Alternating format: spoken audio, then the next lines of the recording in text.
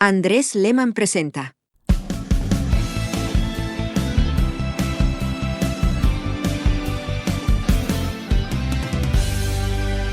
Por Viva Sports Colombia. Y después de haber visto el álbum de México 70, nos vamos con el segundo álbum de la historia de Panini de las Copas del Mundo, el de Alemania 1974, o como ellos lo titularon en ese momento, por primera vez en la historia, un mundial no tenía el nombre oficialmente de un país, sino el de una ciudad donde precisamente se jugó la final de ese campeonato mundial. La ciudad de München, o Múnich como se dice, en inglés Múnich, en alemán München y en español Múnich 74. Y el álbum con un fondo negro, letras blancas, algo de color en los textos del costado izquierdo, en los diferentes países, FIFA World Cup, la Copa Mundial de la FIFA y el logo de Figurine Panini, que en ese entonces cambió y es el único álbum que tiene este logo al costado derecho abajo de Figurine Panini. Después, más adelante, volvieron a su logo original. Al mismo tiempo, un jugador con camisa roja, pantalón blanco y medias verde oscuras con líneas amarillas y haciendo una media volea espectacular. Si a mí me preguntan de dónde sería este jugador, yo repentizando rápidamente diría húngaro, a quienes precisamente los alemanes, como ya lo hemos comentado y lo comentaremos en futuros videos, prácticamente les robaron la final de 1954, cuando la Alemania Federal o Alemania Occidental se coronaron por primera vez campeones del mundo, en una final verdaderamente polémica frente a la mejor selección del mundo en esos momentos, que era la de Hungría. Pasamos de página y nos encontramos, en primer lugar, ya como se empieza a volver tradición, la lista de participantes y sus siglas. Esto es muy importante y hay que decir que en el fútbol las siglas son de 3 letras, no como por ejemplo en el caso internacional de las llamadas telefónicas o de los aeropuertos, en donde las siglas son tan solo de 2 letras.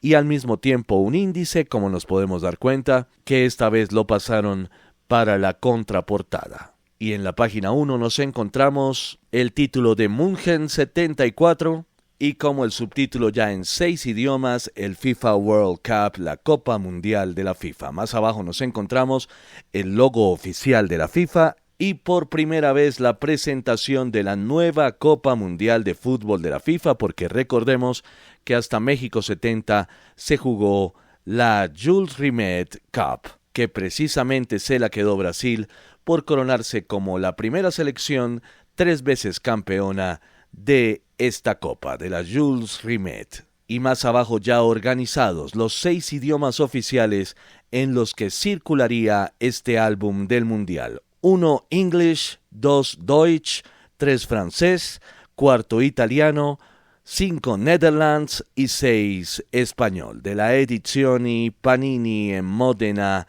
Italia. Los 4 hermanos Panini, que empezaban ya a volverse absolutamente millonarios gracias a su idea de crear esta compañía en el año de 1962 y que en el 70 tuvieron esta gran idea. Para ver el álbum de 1970 pueden verlo en este canal aquí en YouTube. Este es el segundo álbum, el de Alemania 1974, también conocido en ese entonces como Múnich 74, ya que así como en los Juegos Olímpicos fue un intento de darle el nombre de la ciudad al mundial en lugar del nombre del país. Una cosa habría sido Germany, otra también habría sido Deutschland, pero decidieron ponerle el nombre de la ciudad.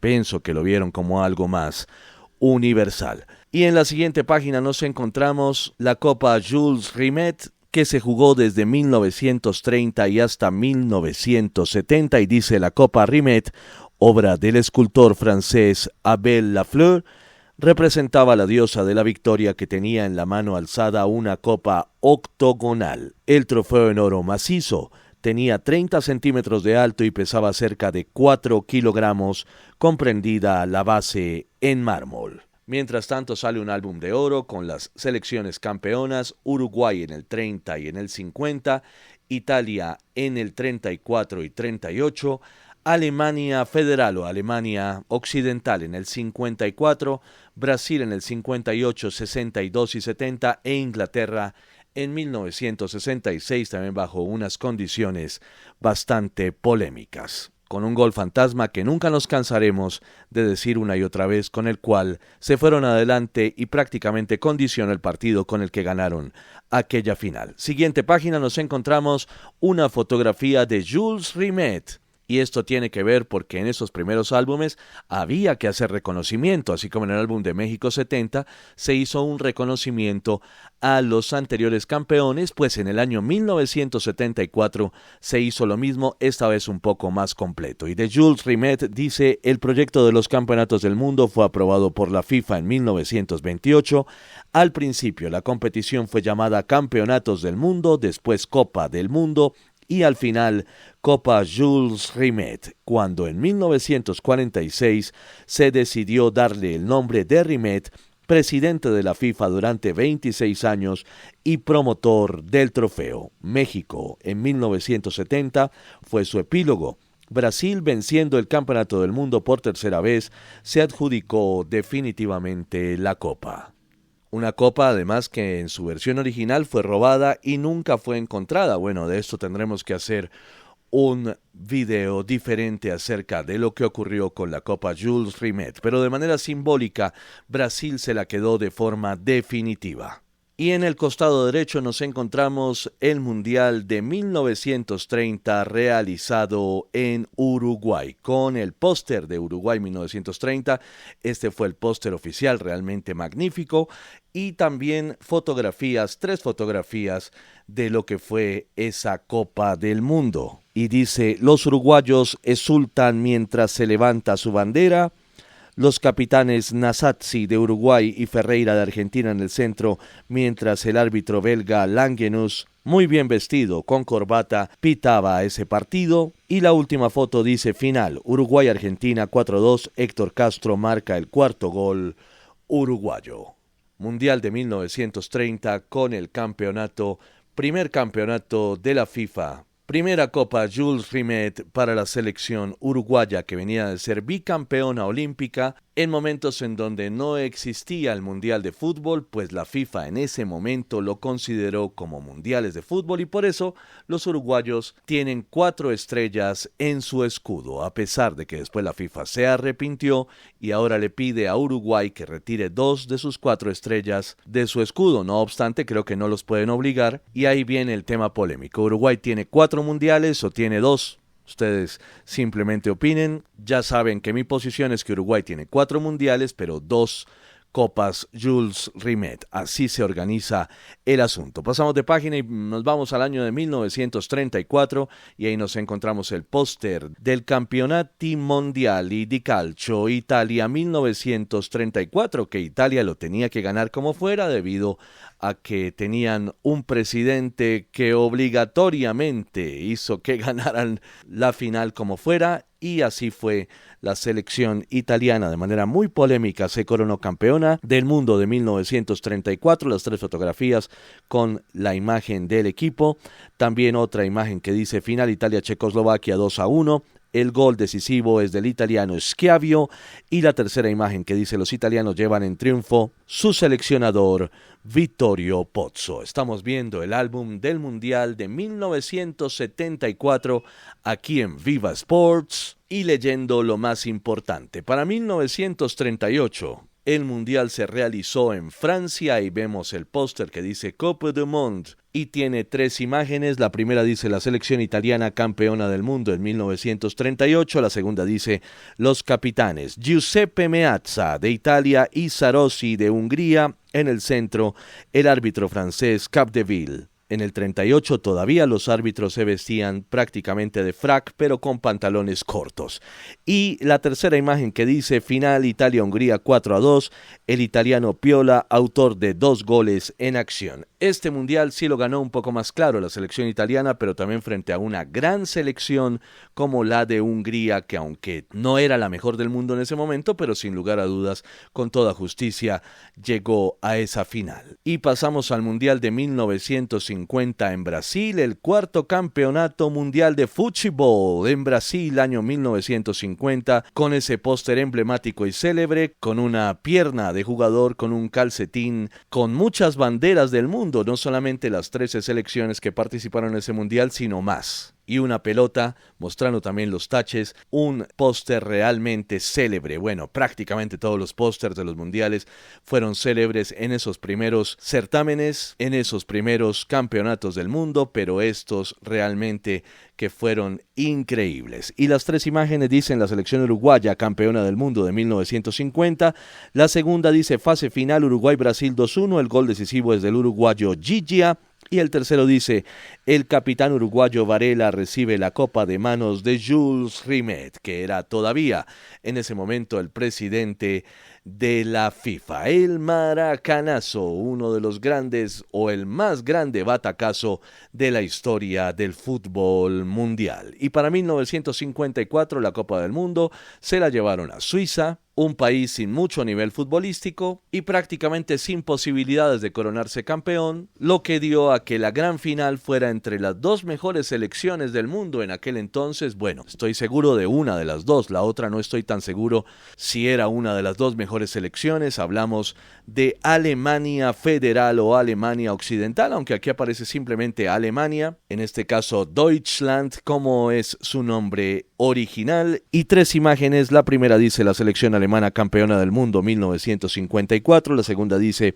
4 campeones húngaros de izquierda, Hideg Kuti, Logant, Grosics y Puskás. Mientras que la tercera imagen dice final Alemania-Hungría 3-2, Fritz Walter, capitán alemán, es llevado en triunfo. La mejor selección de ese entonces era la de Hungría, pero este partido realmente, literalmente, esa final se la robaron los alemanes, además con unas historias que son verdaderamente escalofriantes que podremos tocar en otros contenidos aquí en Viva Sports, como por ejemplo, llegó en el entretiempo un médico que no hacía parte del cuerpo técnico de la selección alemana porque las cosas y los controles eran muy diferentes en ese entonces y les inyectó una sustancia con la que salieron a jugar en el segundo tiempo, por lo que podemos estar seguros de que este fue el primer episodio de dopaje en la historia del fútbol mundial, en tiempos en donde no existían los controles antidoping. Los campeones fueron los alemanes, Alemania Federal, Alemania Occidental, y los subcampeones, además robándoles un gol totalmente lícito de Puskás en el segundo tiempo con el que las cosas hubieran sido diferentes. Pasamos de página y nos vamos para el año 1958, Mundial de Suecia, que en su idioma original se dice Svaja. Y tenemos que por primera vez en la historia la selección de Brasil se coronó campeona del mundo, dicen las 3 imágenes, los brasileños delirantes a la conquista del título. Después dice, el francés Jos Fontaine es el goleador de los campeonatos mundiales con 13 goles, así es, nadie ha podido superar el récord del francés Jos Fontaine con 13 goles en un solo mundial. Y la tercera imagen que dice, el monumento al futbolista erigido por la Federación de Fútbol de Suecia.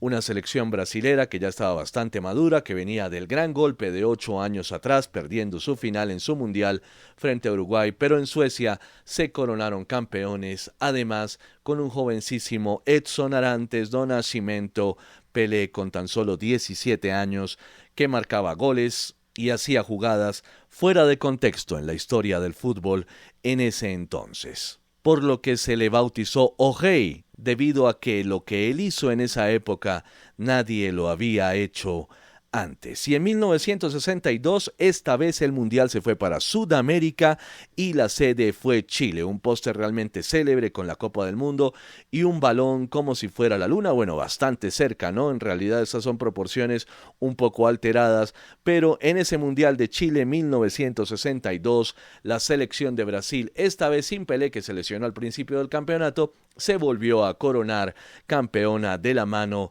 de jugadores como Didi y Garrincha. Y las tres imágenes que aparecen son de la selección brasileña, campeona del mundo de 1962.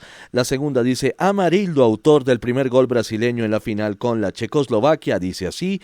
Y la tercera dice Mauro, capitán del Brasil, muestra la prestigiosa copa recién conquistada. Aquí hay una forma de hablar, de escribir un poco diferente a como hablamos hoy en día. Este mundial fue en 1974, es decir, hace más de medio siglo, hace 52 años, cuando se hace este video de los álbumes de la Copa del Mundo. Ya hicimos el de México 70 y haremos los videos de todos los álbumes de los mundiales. Pasamos al mundial de 1966, 103 años después de la institucionalización del fútbol, precisamente en Inglaterra y de la International Board, pues el mundial volvió a la cuna del fútbol. Inglaterra, la World Cup, con el leoncito que fue la mascota del mundial. July 11 to 30, 1966, England. Y las tres imágenes que vemos fue la primera, alegría inglesa tras su triunfo sobre Alemania por 4-2, una final completamente polémica con ese gol fantasma que, como ya les dije, no nos cansaremos de repetir una y otra vez, que con ese gol fantasma la selección inglesa terminó superando a Alemania en la final de 1966. Bueno, compensando un poco tal vez el robo de los alemanes a los húngaros, pues después los ingleses robaron a los alemanes. La segunda imagen tiene al gran Bobby Charlton, inolvidable conductor de la delantera inglesa, y la tercera imagen dice el fabuloso Uwe Sila, capitán y conductor de la selección alemana. Muy bien, las tres imágenes de England 1966. Y la última Copa del Mundo que aparece en estas páginas de reconocimiento es la de México 1970, en donde Brasil, una vez más y en 4 mundiales, ganó 3, los del 58, 62 y 70. La primera imagen dice la selección brasileña, campeona del mundo 1970. La segunda dice final Brasil-Italia 4-1. El tercer gol es marcado por Jairzinho. Y la tercera imagen dice Pelé en triunfo después de la conquista del tercer título mundial y de la Copa Rimet. Último mundial en donde se jugó la Copa Jules Rimet. Y ahí pasamos ya a la siguiente página, donde aparece el señor Stanley Rose. Y dice, asignada definitivamente la Copa Rimet, la FIFA en una reunión tenida en Atenas los días 6 y 7 de enero de 1971, ha establecido que el nuevo trofeo de los campeonatos del mundo lleve el nombre de Copa del Mundo de la FIFA. Una reproducción reducida será asignada con carácter permanente al equipo nacional ganador de la competición. Y después, respecto a Stanley Rose, dice fue presidente de la Federación Inglesa y vicepresidente de la UEFA. Es desde el 28 de septiembre de 1961 presidente de la FIFA. Y en un tamaño gigante aparece la Copa del Mundo de la FIFA y dice Copyright FIFA Zurich. Es obra del escultor Silvio Gazzaniga y está realizada por la firma Bertoni de Milán. Mide 36 centímetros de altura y su peso es de cerca de 5 kilogramos, de los que 1.800 gramos son de oro. Con una foto grandísima, más de un tercio, creo que un tercio de página, con la Copa de la FIFA hecha en oro y también con maravillosas esmeraldas y el color del oro resplandeciente en esta Copa del Mundo. Pasamos de página y nos encontramos aquí en este álbum. No había numeración de páginas, así que no les puedo contar. Los estadios y programa, con un escudo, el escudo de cada ciudad y una fotografía del estadio. Eran los estadios más modernos del mundo. La infraestructura que tenía Alemania en ese momento era la mejor del planeta. Y al mismo tiempo los partidos que se jugarían en cada uno de los estadios. Y empezamos por München, la ciudad de Múnich, y dice el modernísimo Olympiastadio de Múnich, construido por la Olimpiada de 1972. Además hay que decir que en más de una oportunidad los Juegos Olímpicos coinciden con la Copa del Mundo. Se aprovecha, la FIFA aprovecha en este caso que una ciudad haga unos Juegos Olímpicos y un país en general lo haga, para poder darle la sede de una Copa Mundial de Fútbol, para aprovechar el esfuerzo en infraestructuras y en estadios que hace cada uno de los países. Arriba vemos el mapa de Alemania, solo la Alemania Occidental. Este mapa ya no es así, solamente con la Alemania Federal y, como ya les había dicho, el Estadio Olímpico de Múnich. Después vemos a Frankfurt con el Waldstadio de Frankfurt con capacidad para 62.500 espectadores, de los que 29.500 pueden estar sentados y 33.000 de pie. Eran tiempos en donde muchos aficionados en los estadios debían estar de pie, como el caso, por ejemplo, del Maracaná. Si ustedes recuerdan, en los partidos de los años 90, el Maracaná tenía una platea impresionante donde la gente estaba de pie. Y era realmente impresionante ver todo ese público saltar, en este caso en el Maracaná. En el estadio de Frankfurt, la verdad es que no he visto imágenes, pero tendremos que revisar. Mientras tanto, Berlín, la mitad federal de Berlín, el Olympiastadio de esta ciudad, teatro de la Olimpiada de 1936. Y lo que vemos es el Olympiastadio de Berlín, teatro de la Olimpiada de ese año, de 1936, con capacidad para 87.574 espectadores y 62.896 sentados. Una lista de los partidos que se jugarían ahí, uno de la Alemania Occidental, otro de la Alemania Oriental. Después pasamos a Hamburgo, con su Volksparkstadion, que dice es capaz para 60.341 espectadores, 27.541 sentados y 32.800 de pie.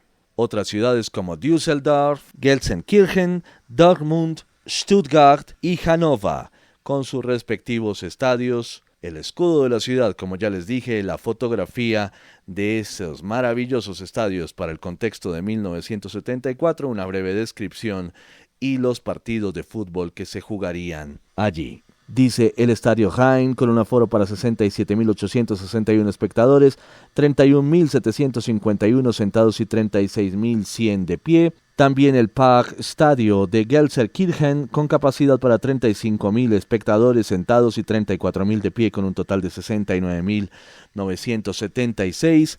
El Estadio Westfalen en Dortmund puede acoger 16.000 espectadores sentados, 37.000 de pie, con un total de 53.790 personas. El Nectar Estadio de Stuttgart, que puede contener 73.000 espectadores, de los cuales 35.000 están sentados y 37.000 de pie. Y el Niedersachsen Estadio de Hannover para 60.000 espectadores, 40.000 sentados y 19.000 de pie.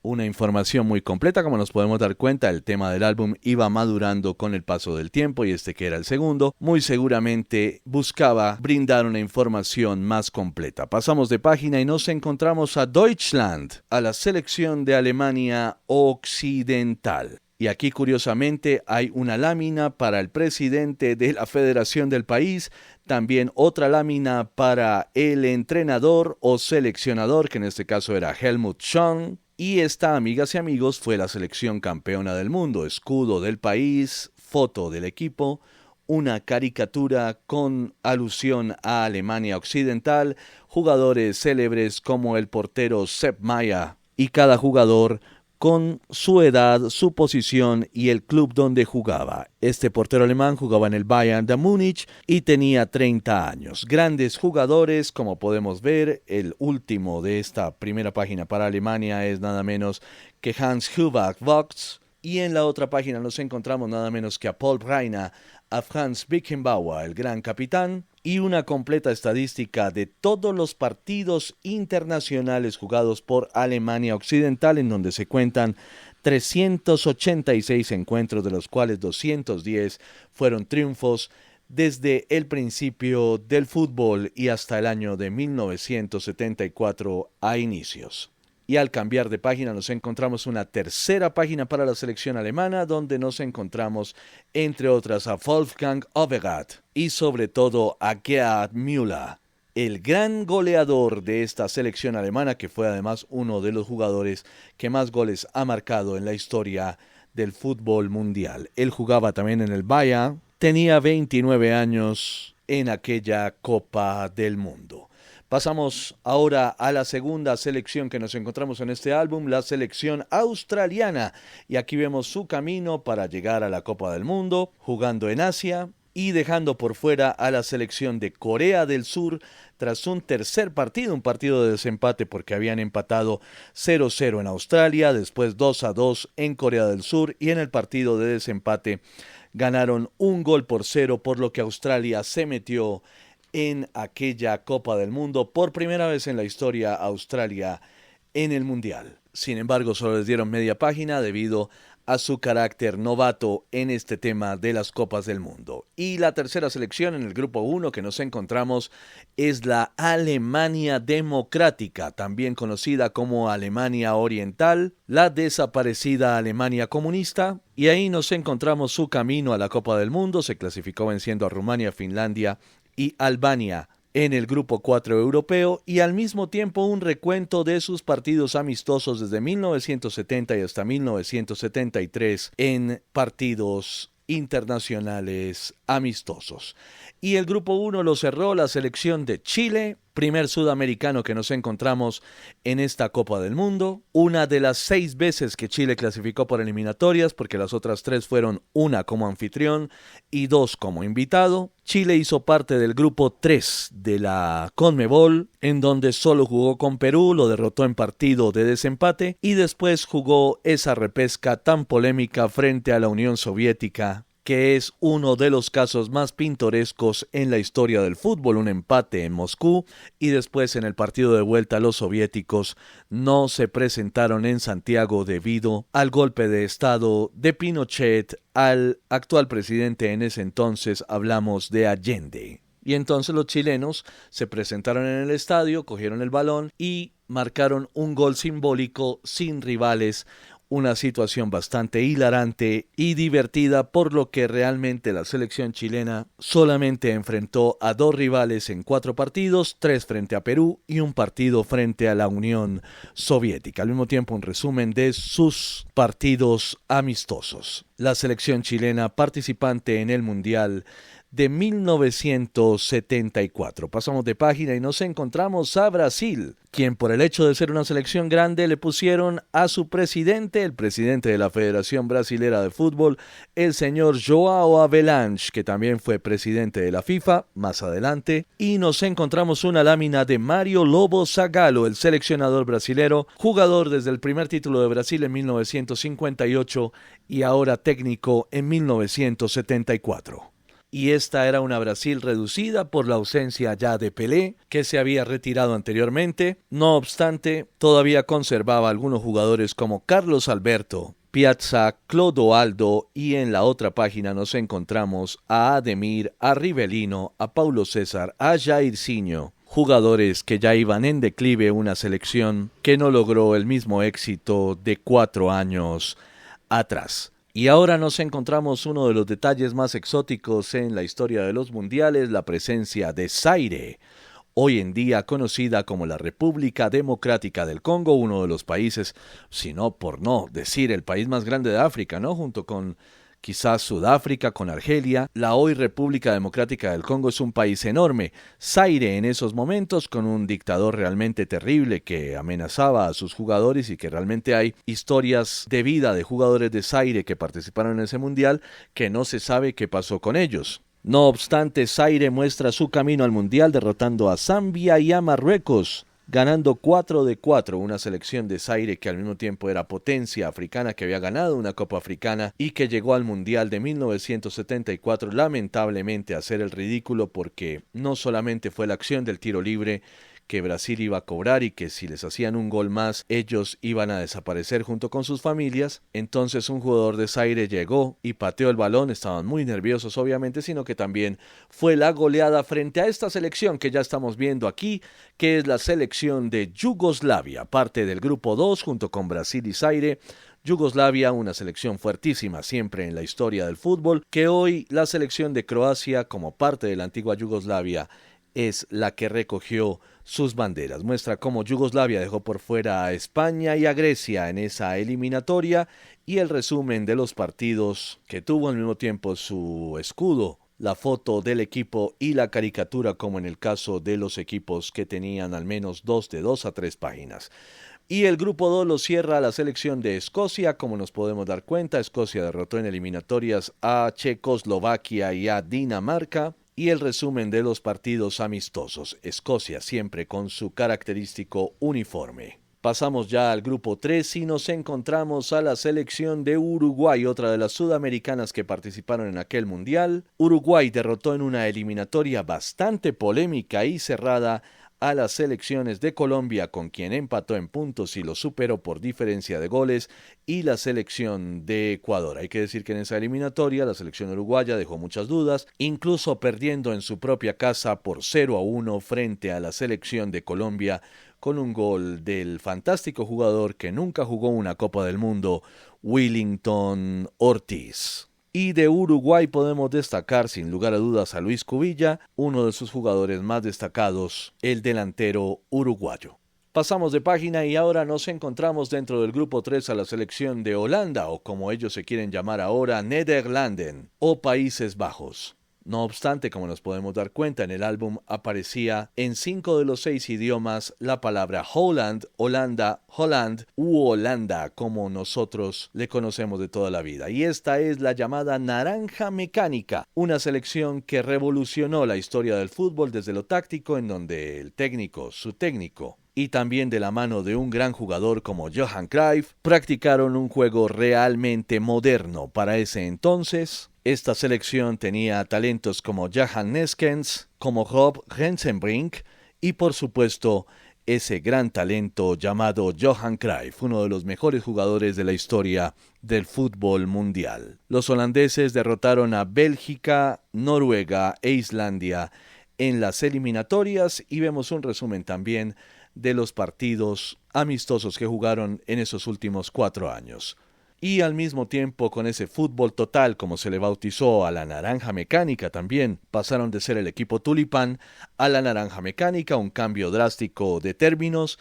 Esa selección holandesa terminó llegando hasta la final, que se les escapó de las manos realmente, perdiendo frente a la selección local de Alemania. El grupo 3 lo complementaba la selección de Bulgaria, como nos podemos dar cuenta. En las eliminatorias derrotaron a Portugal, a Irlanda del Norte y a Chipre. Y aquí nos podemos dar cuenta de cómo se veían los jugadores búlgaros que en ese entonces se clasificaban al Mundial con mucha frecuencia, no como ahora que prácticamente están borrados del mapa. Y el grupo 3 lo complementaba la selección de Suecia, que en inglés es Sweden y que en sueco, en su idioma original, estos datos ustedes no los ven en otros canales, por lo menos en nuestro idioma se dice Sverige. La selección sueca, como podemos ver aquí, derrotó en las eliminatorias a Austria, a Hungría, que se quedaba por fuera, y a la muy débil selección de Malta. Suecia siempre con su vistoso uniforme amarillo. Y ahora nos encontramos a una potencia mundial, bicampeona del mundo hacia el año de 1974 y cabeza del grupo 4. Bueno, la verdad no estoy tan seguro si había cabezas de grupo en ese entonces, pero bueno, ellos intentaban organizar las cosas para que la selección más poderosa o la anfitriona estuvieran sin tantas potencias. El tema de los grupos de la muerte no era muy visto en ese entonces, no obstante eran mundiales de 16 selecciones y por lo tanto prácticamente todos eran, o casi todos, grupos de la muerte. Italia en el grupo 4, que en las eliminatorias habían vencido a Turquía, a Suiza y a Luxemburgo, y un recuento de todos los partidos internacionales de Italia frente a todos los rivales que habían enfrentado, con un total de 317 encuentros y 171 victorias. No cabe la menor duda que tenemos que destacar al portero Dino Zoff, que jugaba su segunda Copa del Mundo en 1974 y que es una leyenda del fútbol, de los porteros del fútbol a nivel mundial. Pasamos de página y nos encontramos más jugadores italianos.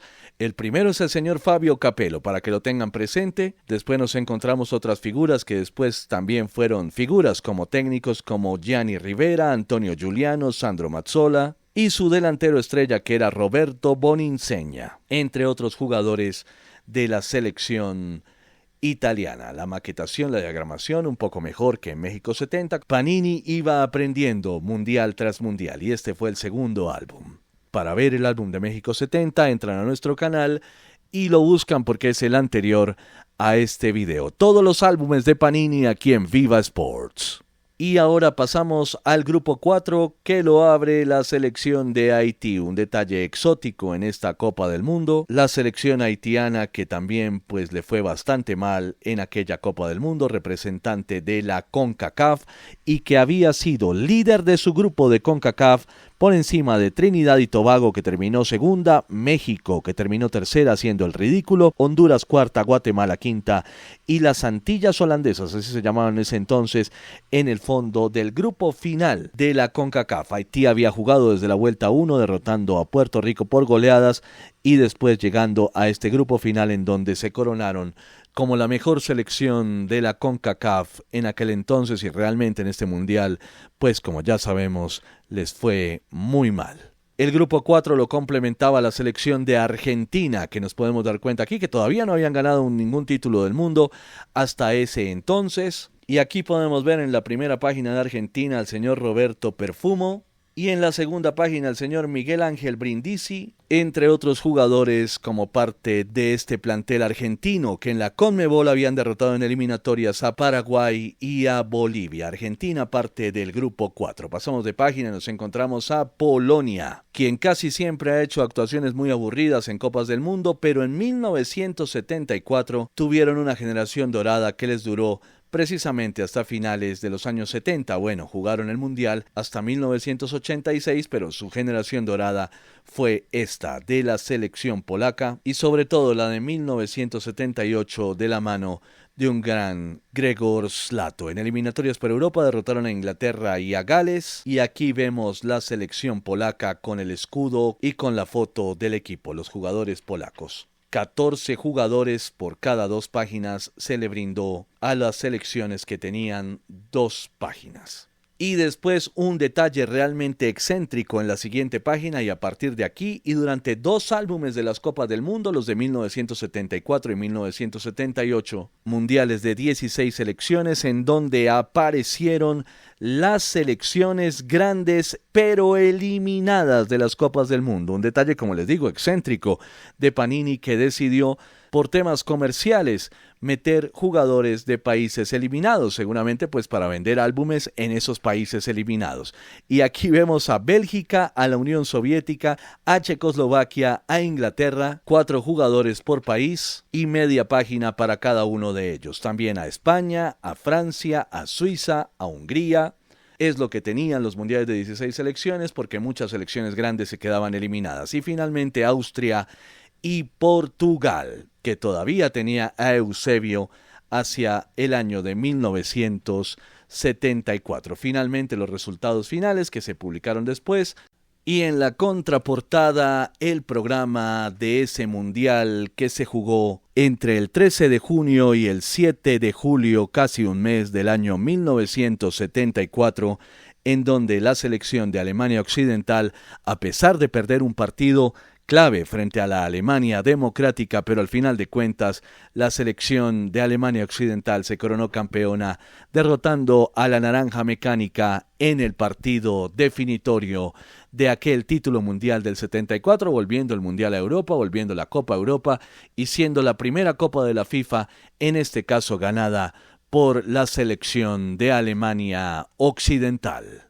Agradeciéndoles muchísimo por haber estado aquí con nosotros en este resumen del álbum del Mundial Panini del año 1974, en este recorrido que estamos haciendo por todos los álbumes, algunos reimpresos, otros originales, la gran mayoría son originales. Y la invitación es para que sigan con nosotros, para que si no vieron el video del álbum del Mundial de 1970, lo revisen aquí en nuestro canal y lo vean. Y al mismo tiempo para que sigan conectados, porque el próximo álbum será el del Mundial de Argentina 78. Y seguiremos así sucesivamente hasta el más reciente de todos. Mi nombre es Andrés Lehmann, gracias por estar aquí con nosotros, aquí en Viva Sports. Para todas y todos, gracias. Y nosotros seguimos conectados. Andrés Lehmann presenta.